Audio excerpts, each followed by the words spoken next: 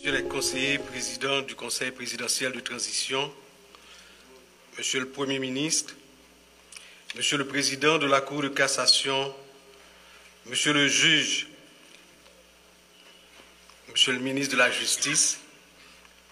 Mesdames, Messieurs les ministres, Messieurs les ambassadeurs, les membres des missions diplomatiques accréditées en Haïti, Monsieur le représentant de la représentante spéciale du secrétaire général des Nations Unies, Messieurs les hauts dignitaires du système judiciaire haïtien, Monsieur le commandant en chef AI des Forces armées d'Haïti, Monsieur le directeur général de la police nationale d'Haïti, Mesdames, Messieurs les membres de la commission de mise en œuvre de la réforme pénale, distingués invités, Mesdames, Messieurs, je suis heureux de procéder ce matin à l'investiture et à la remise d'ampliation aux membres de la commission chargée de la mise en œuvre de la réforme pénale.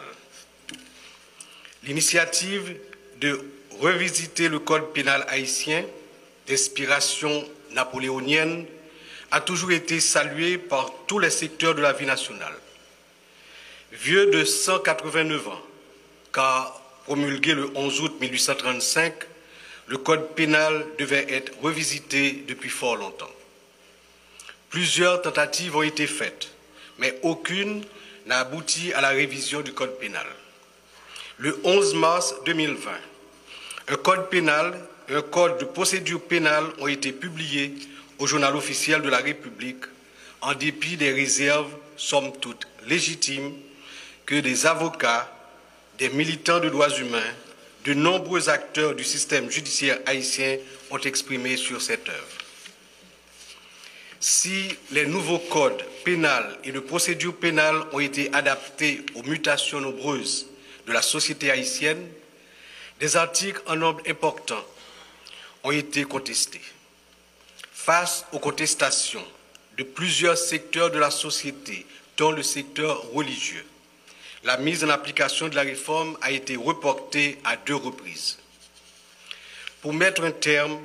au report en cascade de cette réforme pénale indispensable pour la survie de la nation, le Conseil présidentiel de transition, conjointement avec le gouvernement, a décidé d'instituer cette commission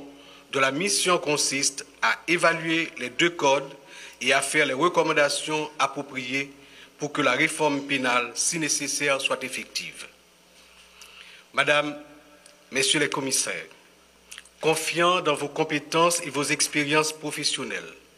je compte sur vous pour la mise en application des 2 codes dans le délai imparti conformément aux prescrits de l'arrêté. Pour y arriver, les rapports d'étape se révèlent utiles.